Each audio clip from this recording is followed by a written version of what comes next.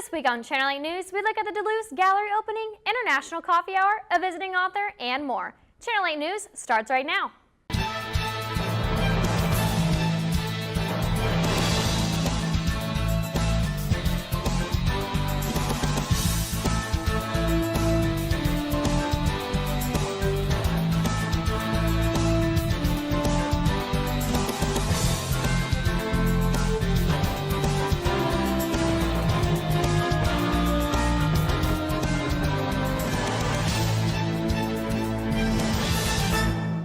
Thank you for tuning in to Channel 8 News. I'm Alex Sanchez. And I'm Anastasia Tuttle. Last Monday, Craig Richard had the opportunity to attend the DeLuce Art Gallery opening by Phil Labor. Looking forward, looking back. Craig?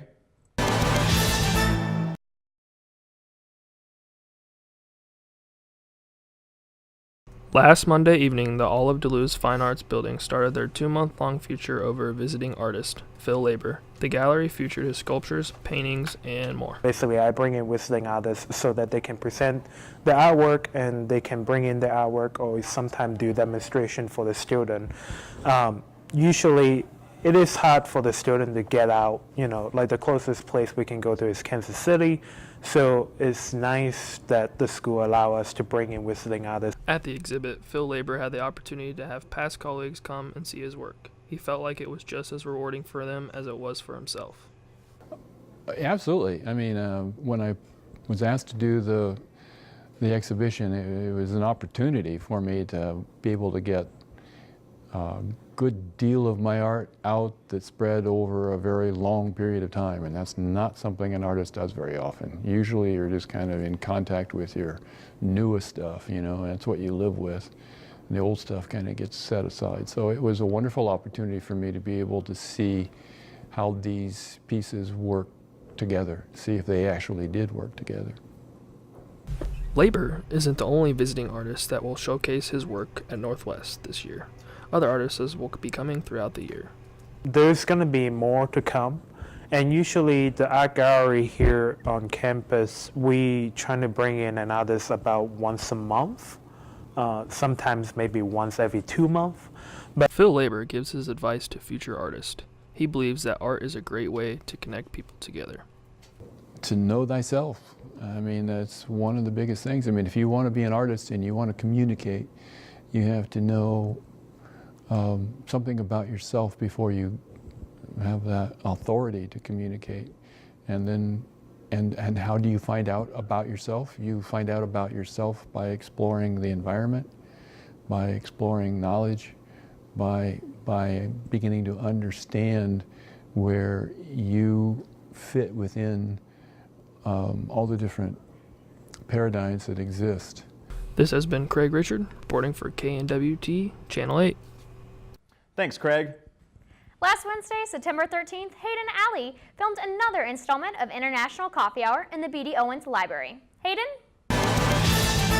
International Coffee House is an event that provides a great meeting space for American students to come together and meet international students.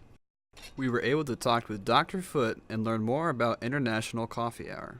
International Coffee Hour is really an opportunity for our students to socialize with other people across campus. We make an effort to invite various academic units or other service offices to come in at this time. International students realize this is a time to grab a cookie and a cup of tea or a cup of coffee.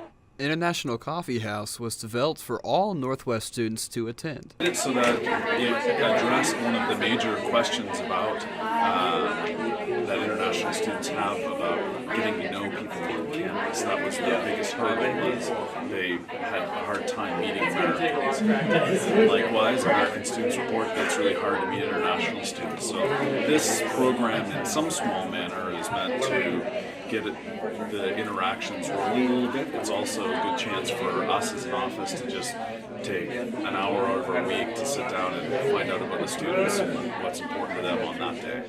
We asked Dr. Foote what impacts they are hoping to achieve through International Coffee Hour. So I think there's probably two different impacts that we're hoping to achieve. One is to provide the students with the sense that they have a bit of a home base, and that is in fact what they have, and sort of fulfill that that need that they've expressed in the past, that they'd like to have a bit of a connection with our office beyond the immigration regulations that we always assist them with anyway. For the American students, it's a way to sort of diversify the relationships that they have across campus. International Coffee Hour is a great way to meet international students and get some great refreshments. This has been Hayden Alley reporting for KNWT Channel 8 News. Thanks, Hayden. When we come back, we'll take a look at your Northwest event report. Don't go away.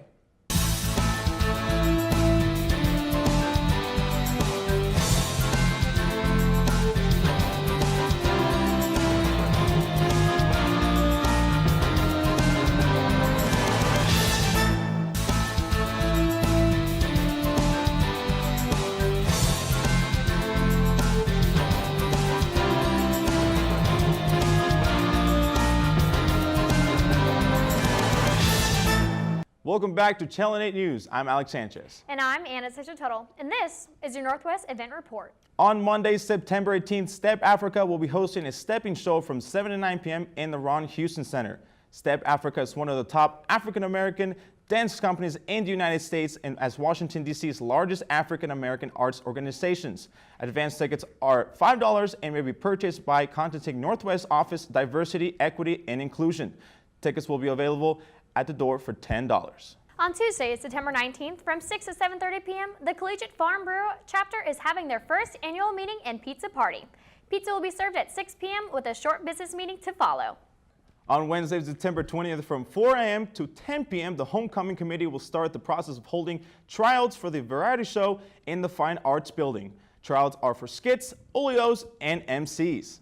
On Wednesday, September 20th, from 2 to 8 p.m., Green Dot will be holding their bystander certification course. Green Dot is a violence prevention initiative focused on reducing violence. The course will be held in the Student Union Meeting Room D. Throughout the week, SISTA will be holding different events. On Monday, September 18th, they will be holding a PG-18, which is a karaoke night in the Student Union Ballroom. On Tuesday, SISTA will be holding a PG-19 Survival with the SISTA. On Wednesday, September 20th, SISTA will be playing the Beat Shazam, and on Thursday, SISTA will be holding a PG-21, which is a campus scavenger hunt. All events start at 6 p.m. for each evening. Family Weekend starts Friday, September 22nd, and will go until Sunday, September 24th. You can find all of their events on the university calendar. On Friday, September 22nd, Northwest will hold a magician and comedian, Ben Seidman. The event is in the Ron Houston Center. Doors open at 7:30. The event starts at 8 and goes until 9 p.m. On Saturday, September 23rd, Northwest Athletic Training hosts the Bearcat Family Weekend 5K Run, Walk, and Wheel. The event starts at the Lambkin Activity Center, and it takes place from 7 a.m. to 9 a.m. It is $25 for ages 13 and up and $20 for ages under 12. It also includes a Bearcat t-shirt. On Saturday, September 23rd, Encryption will be open from 6 p.m. until 11 p.m. Encryption is an escape room located in Maryville and on the square. Reserve your time slot as soon as possible. Can you break out? Have you tried the Encryption yet? No, I have not, but it looks really fun. It does look really fun. I'm going to have to try that. Well, that's all for your Northwest Event Report. When we come back, we'll take a look at more recent news and events. Don't go away.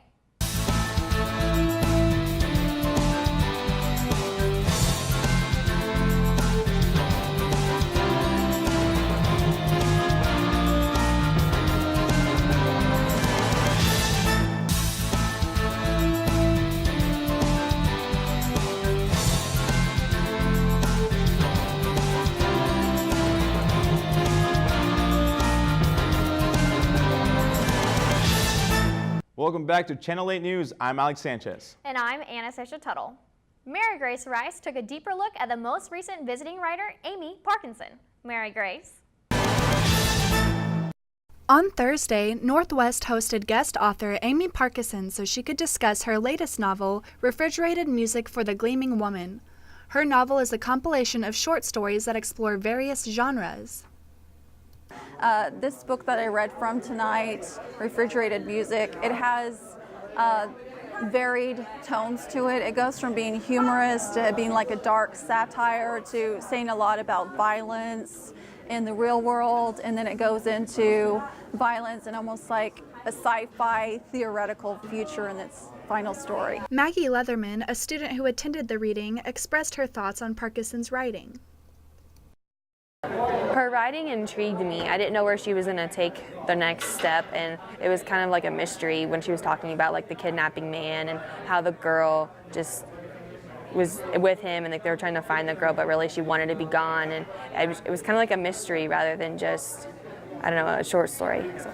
All writers have different starting points. Parkinson's passion for stories is what led her to start writing.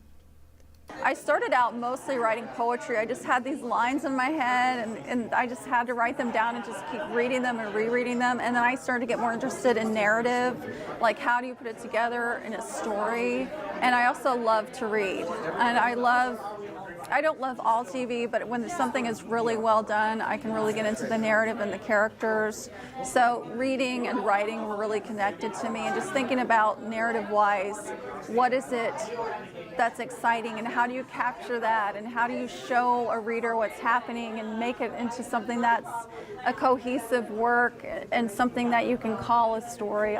Maggie described how Parkinson's detailed writing effectively painted images in her mind. She read a little of her short stories in her book, and she was very descriptive. Like her work was very, very, I don't know, detailed. I put images in my head that I didn't think it would be like in a short story.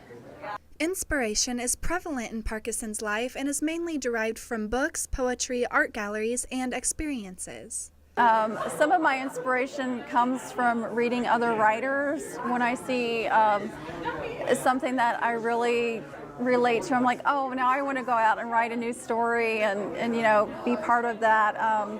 Language is also an inspiration. I love poetry, so even though I'm a fiction writer, I'm constantly inspired by reading poetry. I also love to go to art galleries and look at paintings. Sometimes even the titles of paintings or photographs will inspire a story for me, and I actively keep journals, so a lot of my ideas come from dreams or memories or things people tell me, news stories, all kinds of inspirations everywhere. To close, Parkinson shared her advice for aspiring writers. Read as much as you can, especially the kind of work that you aspire to, and don't give up. Realize that for writers, 99% of it is rejection. You have to be able to take it, use it to make yourself better, and go on and keep writing and keep sending your work out. Don't be discouraged, because that's part of the artist's life. Northwest will host other visiting authors throughout the school year, so keep an eye out on the university calendar. This has been Mary Grace Rice reporting for KNWT, Channel 8. Thanks, Mary Grace. Sierra Hollins had the opportunity to attend an informational meeting about a study trip to Italy. Sierra? Good evening. This is Sierra Hollins with Channel 8 News. The story that I'm bringing to you this evening is an event that was held at the Brown Hall building on campus. Current students and faculties will be attending programs where they will be studying the different learnings and teachings of the children in Reggio Emilia, Italy. We're going to go to a little town called Reggio Emilia, and that's the place where the programs that we are going to study are based. It's in the city of Reggio Emilia. We will leave here on the 23rd of March. The actual program will begin the 25th of March. We'll lose a day when we go there. And then we come back on the 30th of March. So the schools in Reggio Emilia have had a tremendous impact on the early childhood education community. So these tours have been arranged since the 1980s, and it's their approach to education that is so powerful, that really impacts how children work together in that community. There is so much collaboration between the community and the children's schools. It was something that, you know, they took the World War II destruction and turned this into a place with the determination that we want our children to see something different. And that's so important. And you see it right away when you go there. But the idea that we must trust in the capabilities of the children, let's trust how much they can accomplish. I think that is a powerful thing that we struggle with here in the US, because a lot of our things are so teacher directed and the teacher comes first, like, you know, one of the participants shared. But there, the students are the focus, the children are the focus, and it's phenomenal, the kinds of things that happen there. So everything that you hear there, they do these wonderful lectures, and there are interpreters there that translate those into English for us. People come from across the nation. The time that I went, there was a school from Australia that came. And it's an experience that makes you question what you know about teaching. They see their teachers as researchers rather than teachers, and they are constantly working with the children. One of the powerful quotes that I took away from their lectures was, "Teach what you don't know. And what you know is not a treasure to be displayed." And to see the kinds of things that infants and toddlers are accomplishing is just powerful when you can believe so much in them. So when we look at our program here, the early childhood program here, we want our students to be able to see that. We want them to be able to look at children with that lens and work with them in that way. And so this is a very important trip. We have our new early childhood major that started this year, and the trip is woven into the curriculum. So for the new program, this is a part of the curriculum. Thanks, Sierra. When we come back, we'll look at some national headlines. So stay tuned.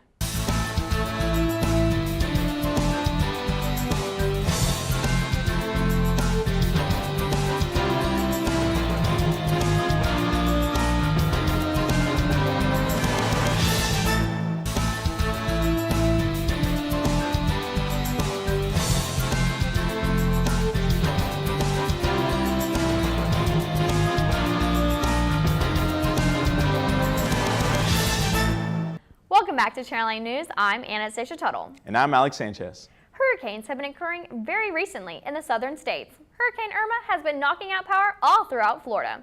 Many grocery stores are without power, meaning that there's no dairy and no meat located in these stores. 3.8 million people are without power in these hot temperatures. It has also knocked out power in parts of Georgia, Alabama, South Carolina, and North Carolina. Senator Bernie Sanders is set to introduce a new Medicare for All healthcare bill.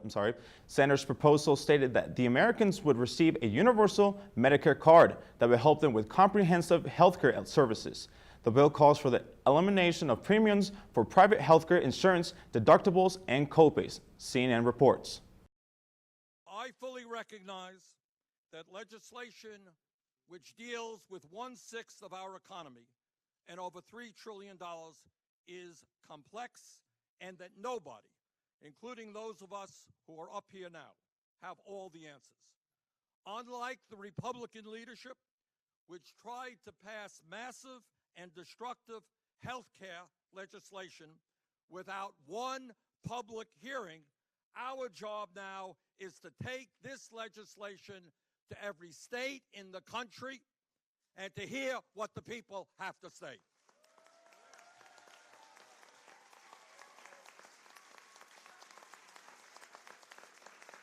Unlike the Republican leadership, we want to hear from doctors and hospitals and patient advocates and ordinary citizens as to how we can make this bill even stronger and more effective. We want to hear from the American people as to the fairest ways that we can fund this program. But to my Republican colleagues, please don't lecture us on health care. In the last few months, you, the Republican Party, have shown the American people what you stand for when you voted for legislation that would throw up to 32 million Americans off of the health insurance they have, and at the same time give huge tax breaks to the rich and large corporations. You, the Republican Party, have no credibility on the issue of health care.